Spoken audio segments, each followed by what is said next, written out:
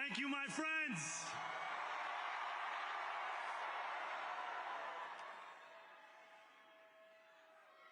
The sun may have set over our city this evening, but as Eugene Debs once said, I can see the dawn of a better day for humanity. For as long as we can remember, the working people of New York have been told by the wealthy and the well-connected that power does not belong in their hands. Fingers bruised from lifting boxes on the warehouse floor, palms calloused from delivery bike handlebars, knuckles scarred with kitchen burns. These are not hands that have been allowed to hold power. And yet, over the last 12 months, you have dared to reach for something greater. Tonight, against all odds, we have grasped it. The future is in our hands. My friends, we have toppled a political dynasty.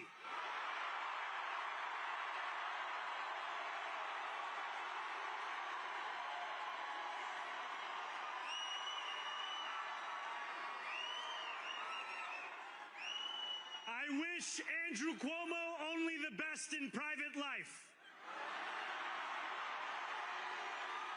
But let tonight be the final time I utter his name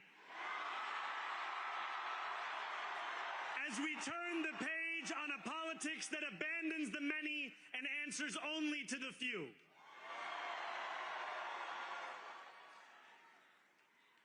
New York, tonight you have delivered a mandate for change, a mandate for a new kind of politics, a mandate for a city we can afford, and a mandate for a government that delivers exactly that. On January 1st, I will be sworn in as the mayor of New York City.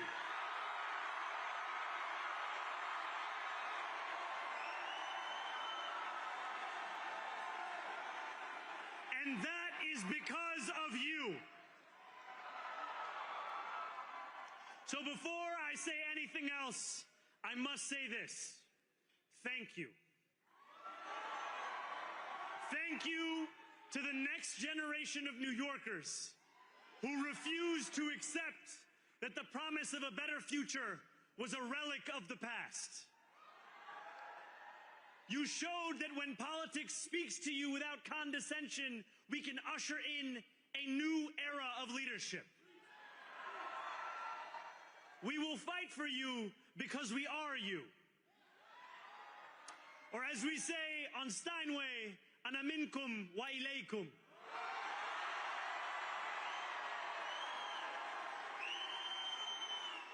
Thank you to those so often forgotten by the politics of our city who made this movement their own. I speak of Yemeni bodega owners and Mexican abuelas, Senegalese taxi drivers and Uzbek nurses, Trinidadian line cooks and Ethiopian aunties. Yes, aunties. To every New Yorker in Kensington and Midwood and Hunts Point, know this. This city is your city, and this democracy is yours too. This campaign is about people like Wesley, an $11.99 organizer I met outside of Elmhurst Hospital on Thursday night. A New Yorker who lives elsewhere, who commutes 2 hours each way from Pennsylvania because rent is too expensive in this city. It's about people like the woman I met on the BX-33 years ago, who said to me, I used to love New York, but now it's just where I live. And it's about people like Richard, the taxi driver I went on a 15-day hunger strike with outside of City Hall, who still has to drive his cab 7 days a week. My brother, we are in City Hall now.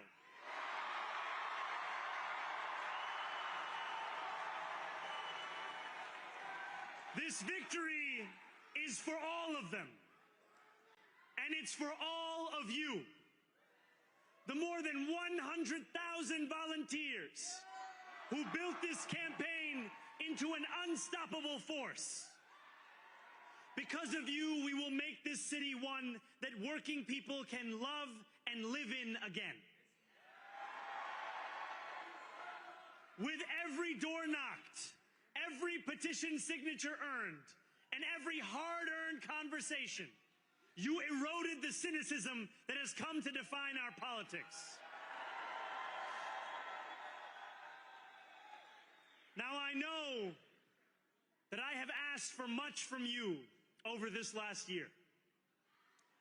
Time and again, you have answered my calls.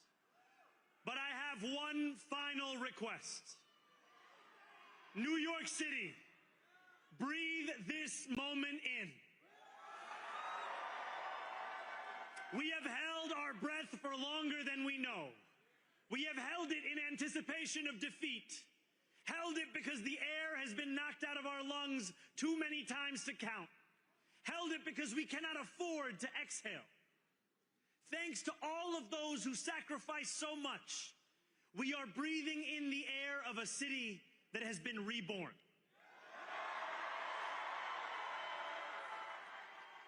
To my campaign team, who believed when no one else did, and who took an electoral project and turned it into so much more, I will never be able to express the depth of my gratitude. You can sleep now. To my parents, Mama and Baba, you have made me into the man I am today. I am so proud to be your son. And to my incredible wife, Rama,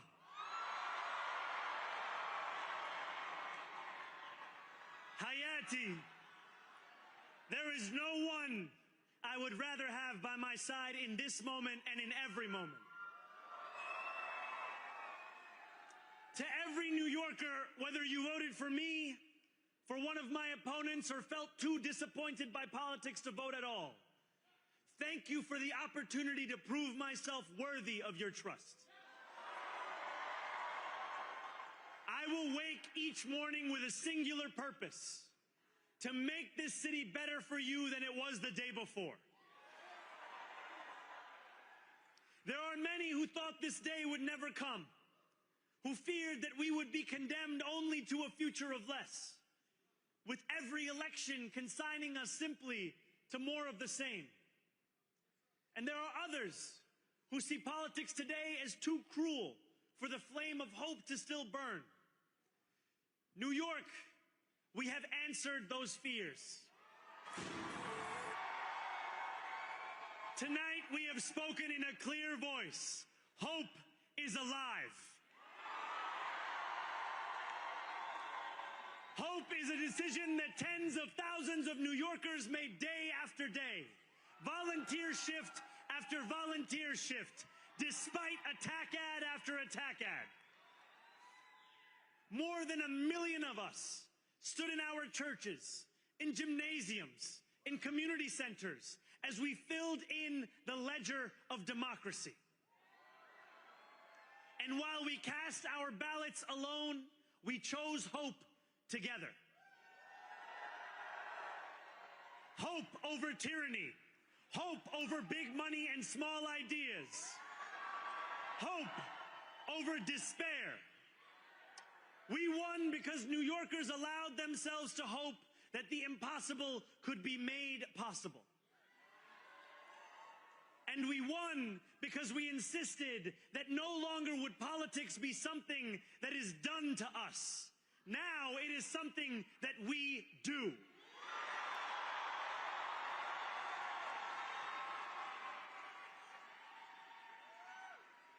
Standing before you, I think of the words of Jawaharlal Nehru. A moment comes but rarely in history when we step out from the old to the new, when an age ends and when the soul of a nation long suppressed finds utterance. Tonight we have stepped out from the old into the new. So let us speak now with clarity and conviction that cannot be misunderstood about what this new age will deliver and for whom. This will be an age where New Yorkers expect from their leaders a bold vision of what we will achieve, rather than a list of excuses for what we are too timid to attempt. Central to that vision will be the most ambitious agenda to tackle the cost of living crisis that this city has seen since the days of Fiora LaGuardia.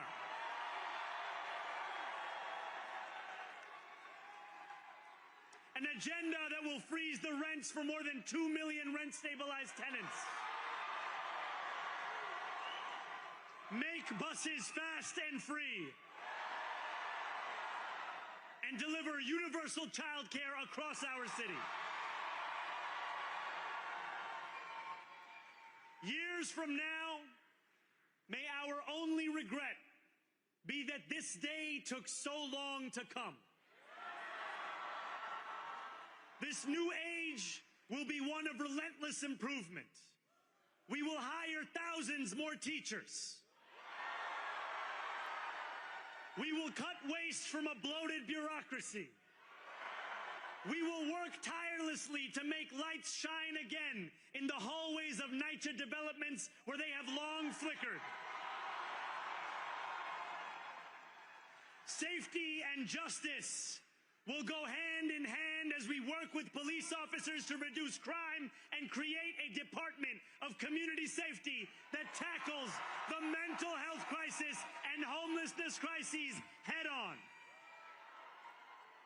Excellence will become the expectation across government, not the exception.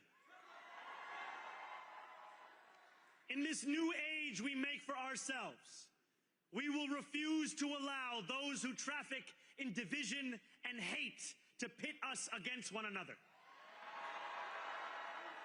In this moment of political darkness, New York will be the light. Here, we believe in standing up for those we love. Whether you are an immigrant, a member of the trans community, one of the many black women that Donald Trump has fired from a federal job, a single mom still waiting for the cost of groceries to go down, or anyone else with their back against the wall, your struggle is ours too. And we will build a city hall that stands steadfast alongside Jewish New Yorkers and does not waver in the fight against the scourge of anti-Semitism. Where the more than 1 million Muslims know that they belong. Not just in the 5 boroughs of this city, but in the halls of power. No more will New York be a city where you can traffic in Islamophobia and win an election.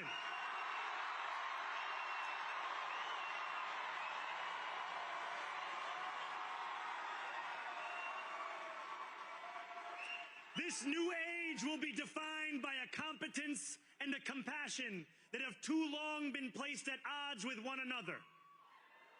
We will prove that there is no problem too large for government to solve and no concern too small for it to care about. For years, those in City Hall have only helped those who can help them. But on January 1st, we will usher in a city government that helps everyone. Now, I know that many have heard our message only through the prism of misinformation. Tens of millions of dollars have been spent to redefine reality and to convince our neighbors that this new age is something that should frighten them. As has so often occurred, the billionaire class has sought to convince those making $30 an hour that their enemies are those earning $20 an hour. They want the people to fight amongst ourselves so that we remain distracted from the work of remaking a long broken system. We refuse to let them dictate the rules of the game anymore. They can play by the same rules as the rest of us. Together, we will usher in a generation of change. And if we embrace this brave new course, rather than fleeing from it, we can respond to oligarchy and authoritarianism with the strength it fears, not the appeasement it craves.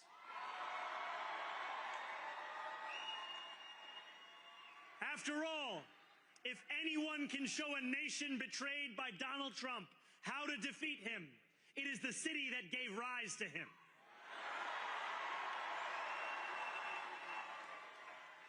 And if there is any way to terrify a despot, it is by dismantling the very conditions that allowed him to accumulate power. This is not only how we stop Trump, it's how we stop the next one.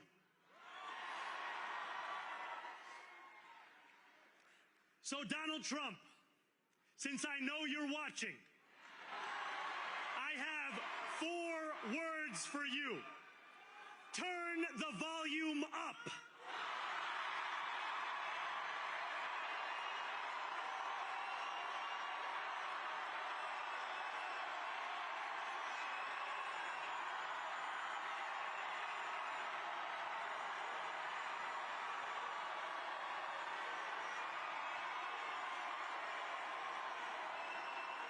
We will hold bad landlords to account because the Donald Trumps of our city have grown far too comfortable taking advantage of their tenants. We will put an end to the culture of corruption that has allowed billionaires like Trump to evade taxation and exploit tax breaks. We will stand alongside unions and expand labor protections because we know, just as Donald Trump does, that when working people have ironclad rights, the bosses who seek to extort them become very small indeed.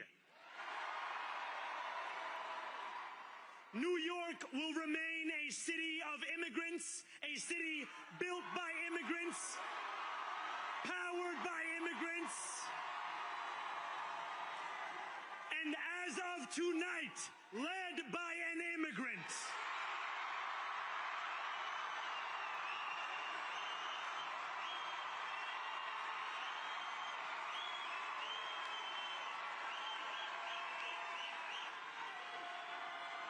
So hear me, President Trump, when I say this. To get to any of us, you will have to get through all of us.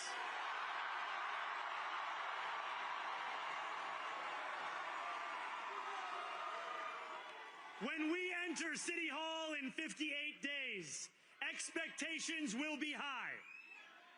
We will meet them. A great New Yorker once said that while you campaign in poetry, you govern in prose. If that must be true, let the prose we write still rhyme and let us build a shining city for all. And we must chart a new path, as bold as the one we have already traveled. After all, the conventional wisdom would tell you that I am far from the perfect candidate. I am young, despite my best efforts to grow older. I am Muslim. I am a democratic socialist. And most damning of all, I refuse to apologize for any of this. And yet, if tonight teaches us anything, it is that convention has held us back. We have bowed at the altar of caution, and we have paid a mighty price. Too many working people cannot recognize themselves in our party. And too many among us have turned to the right for answers to why they've been left behind. We will leave mediocrity in our past. No longer will we have to open a history book for proof that Democrats can dare to be great. Our greatness will be anything but abstract. It will be felt by every rent-stabilized tenant who wakes up on the first of every month, knowing the amount they're going to pay hasn't soared since the month before. It will be felt by each grandparent who can afford to stay in the home they have worked for, and whose grandchildren live nearby because the cost of childcare didn't send them to Long Island. It will be felt by the single mother who is safe on her commute and whose bus runs fast enough that she doesn't have to rush school drop-off to make it to work on time. And it will be felt when New Yorkers open their newspapers in the morning and read headlines of success, not scandal.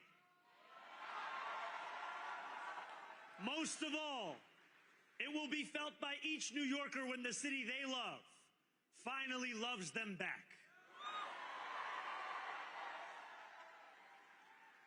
Together, New York, we're going to freeze the...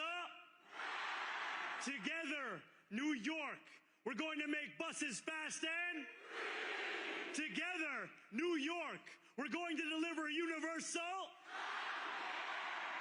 Let the words we've spoken together, the dreams we've dreamt together, become the agenda we deliver together.